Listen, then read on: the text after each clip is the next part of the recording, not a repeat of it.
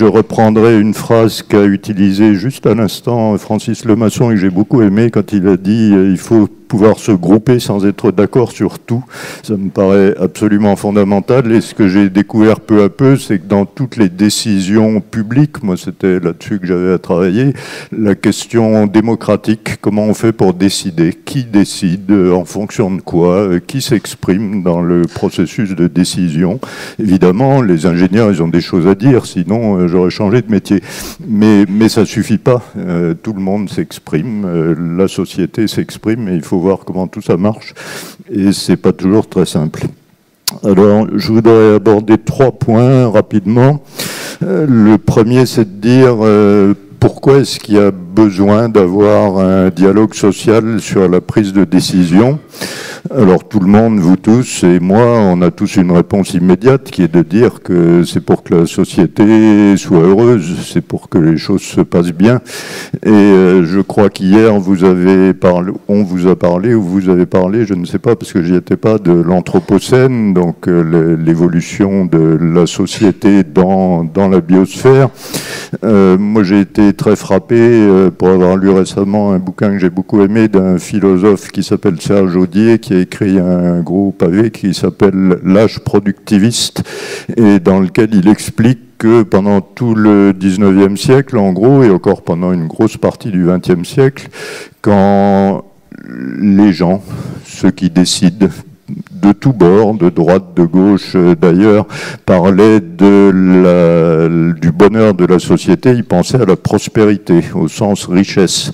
Et aussi bien les économistes libéraux que Marx avaient le même discours. Alors il y avait quelques marginaux, Élisée Reclus ou Thoreau aux États-Unis qui disaient autre chose, mais ils étaient complètement marginaux et personne ne les écoutait, pour être clair. Et puis c'est vers la fin du XXe siècle qu'on s'est dit tout d'un coup que ce discours, il était un peu court et que dans le bonheur de la société, il y avait la préservation de nos conditions de vie actuelles, Guillaume Duval en a parlé, et futures, tout ce qui se dit sur l'anthropocène tourne autour de ça. Et qu'il y avait vraiment matière à aller beaucoup plus à fond sur cette question, qu'est-ce qui fait le bonheur de la société? Ça, c'était le raisonnement que moi j'aurais tenu, je ne vous aurais dit que ça il y a 6 mois. Et puis, il a été dit tout à l'heure, j'étais intervenu dans la mission de médiation de Notre-Dame-des-Landes, mais je suis aussi intervenu après dans un autre sujet un peu chaud, qui est le plan de gestion des déchets nucléaires, sur lequel il vient d'y avoir un débat public qui vient de se finir. Et au cours de ce débat, on a eu une présentation extrêmement intéressante par une juriste publique, une conseillère d'État, qui nous a dit, après que moi j'ai dit à peu près ce que je viens de vous dire, qu'on cherchait comment faire le bonheur de la société, et elle m'a dit, mais non, vous avez rien compris. Le but des politiques publiques, c'est pas de faire le bonheur de la société, c'est de faire que chacun puisse bénéficier des droits qui lui sont reconnus. On est ici dans la Ligue des droits de l'homme, donc je voudrais pas vous faire une leçon là-dessus, mais cette réflexion me paraît aller assez loin quand on dit qu'il s'agit pas, enfin quand des politiques ou des dirigeants disent qu'ils veulent faire le bonheur de la société, il faut faire très attention. On peut tomber assez vite dans le totalitarisme si on ne fait pas attention à ce qu'on fait. Qui suis-je, moi, pour dire ce qu'il faut pour faire votre bonheur à vous, et réciproquement, hein, c'est une question compliquée.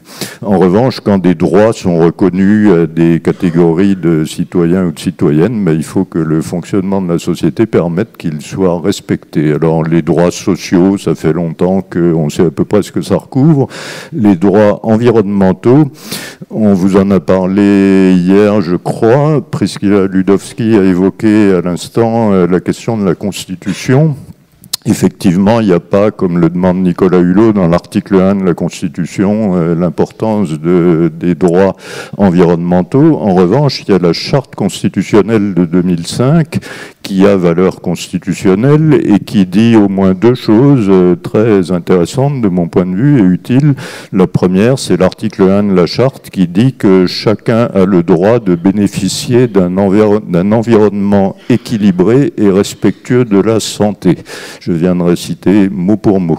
Et ça a valeur constitutionnelle, c'est-à-dire qu'on peut aller devant un tribunal et plaider que cette clause n'est pas respectée.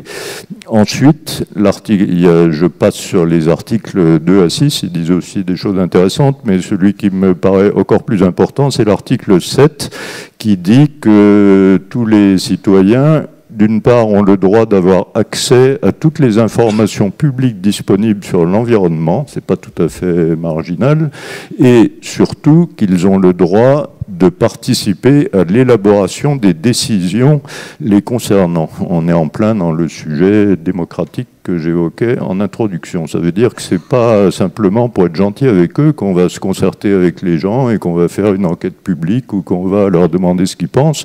C'est parce que c'est un droit et que tout le monde a le droit que ce droit s'exerce. Donc c'est quelque chose qui n'est pas totalement anodin. On y reviendra peut-être dans les questions. Donc ça, c'était le premier point que je voulais évoquer, c'était pourquoi est-ce que des technocrates comme moi sont amenés, ou d'anciens technocrates, pardon, j'ai de la peine à prendre conscience de mon âge, sont amenés à travailler sur ce sujet. C'est parce que c'est un droit, tout court, c'est aussi simple que ça, il n'y a pas besoin d'en discuter très longtemps.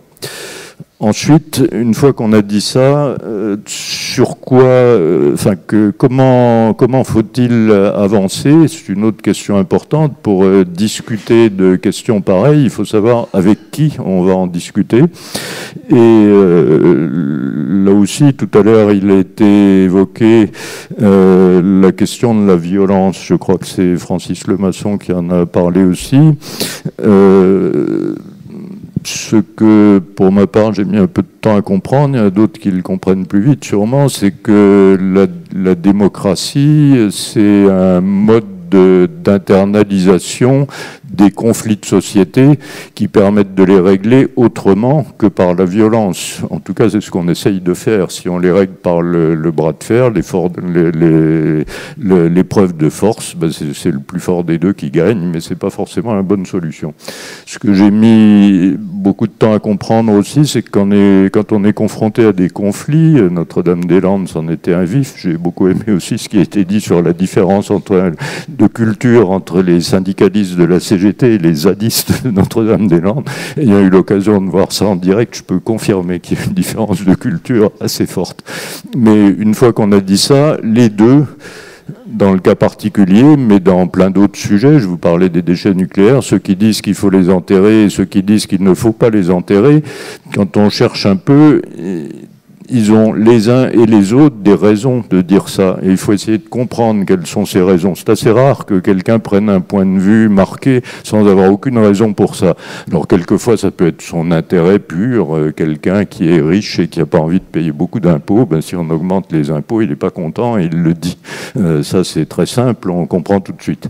Quand on essaye de comprendre pourquoi des gens disent que c'est mieux de mettre les déchets nucléaires à 500 mètres de profondeur plutôt que de les garder en surface pour les avoir sous la main, et que quelqu'un d'autre vous dit l'inverse, c'est en général pas leur intérêt financier qui est en cause, c'est autre chose, et il faut gratter, il faut essayer de comprendre.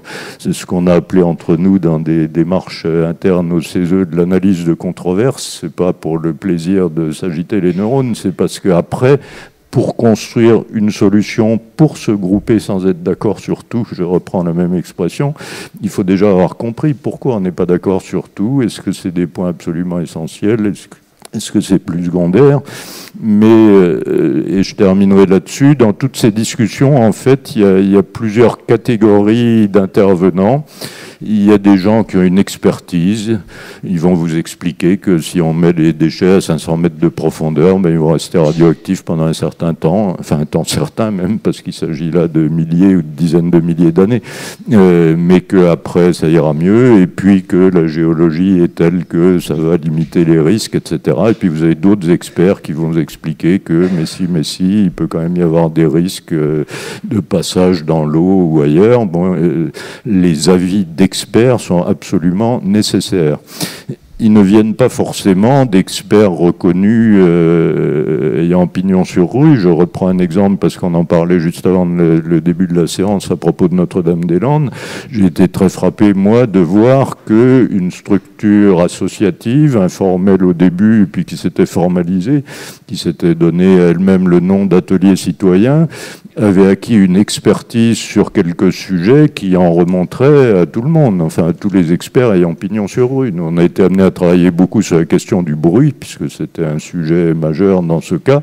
Les meilleurs experts étaient dans cette structure associative. C'était des gens qui, pendant des années, avaient essayé de comprendre comment ça marchait, qu'est-ce qu'il fallait faire, qu'est-ce qu'on pouvait dire dessus. Et quand on discutait avec eux, et quand les professionnels du secteur discutaient avec eux, on voyait tout de suite qu'ils parlaient d'égal à égal. Il n'y avait pas les sachants s'adressant à une foule incompétente. C'était pas du tout ça le sujet. Mais ça demande du temps, ça demande d'investir. Moi-même, je suis au CESE au titre d'une association environnementale et je n'arrête pas de dire dans cette association, ce qu'on se disait aussi avant le début de la séance, c'est que les associations ont volontiers des juristes pour aller au tribunal. Quand on a presque perdu et qu'on ne voudrait pas avoir tout à fait perdu, on va au tribunal au pénal ou au tribunal administratif pour essayer de mettre un dernier barrage. Souvent, si on faisait ce qu'a fait l'atelier citoyen à Notre-Dame-des-Landes, on n'en est pas, enfin on peut à l'amont régler ce genre de questions mieux, et je pense que c'est pas totalement inutile. Donc les experts ont des choses à dire, mais pas plus que ça, c'est pas à eux à décider. Je suis le premier à le dire, mais bien d'autres le diront. Si les experts décident, ça a un nom, ça s'appelle la technocratie. Étymologiquement, c'est ça que ça veut dire. Et il faut surtout pas tomber là-dedans.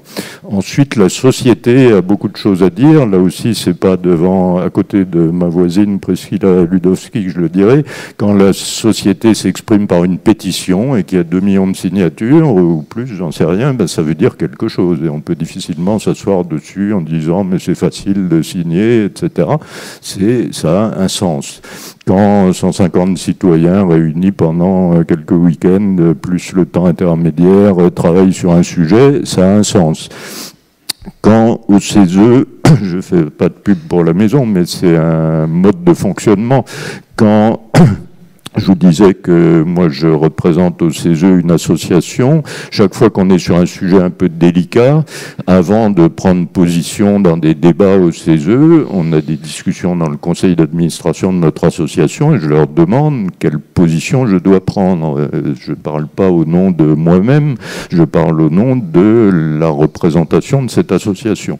Là aussi, la structuration des corps intermédiaires, la Ligue des droits de l'homme, c'est un corps intermédiaire. Je ne sais pas comment vous vous exprimez parce que je ne connais pas votre mode de fonctionnement interne, mais c'est pareil. Le fait qu'une organisation s'exprime, c'est pas la même chose que si chacun de ses membres, ici représentés dans la salle, s'exprime individuellement, ça a un autre sens. Tout ça, toutes ces questions de mode de participation de la société me semblent vraiment mériter une réflexion tout à fait fondamentale qui actuellement n'est pas finie, me semble-t-il. On voit qu'il y a plein de choses qui bougent. On fait une convention citoyenne, on envisage de faire des référendums, on fait tout ça, c'est intéressant, ça mérite d'être creusé. Il n'y a sûrement pas une solution qui doit éliminer les autres, mais voir comment, toujours dans l'idée, se grouper sans être d'accord sur tout. Je suis intimement convaincu, moi, c'est peut-être un effet de l'âge, mais il y en a d'autres dans la salle qui sont de la même génération que moi, que sur des questions environnementales, ceux qui croient qu'on va avoir un consensus total et que tout d'un coup on va arriver à dire que la taxe carbone c'est bien ou c'est pas bien sous telle et telle condition et qu'il va y avoir une unanimité pour dire ça y est, on a trouvé la pierre philosophale, c'est ça qu'il faut faire. Ça, pour ma part, je n'y crois pas une seconde. On est dans une société multiple, c'est bien comme ça. Moi, j'aime beaucoup mieux ça que si on était dans une société où tout le monde pense pareil, mais il n'y a pas de risque. Mais comment fait-on pour que, à partir d'une société où les gens ne pensent pas tous pareil, qu'on arrive quand même à prendre des décisions qui soient à la hauteur des enjeux, dans le moins qu'on puisse dire, et qui ne sont pas minces.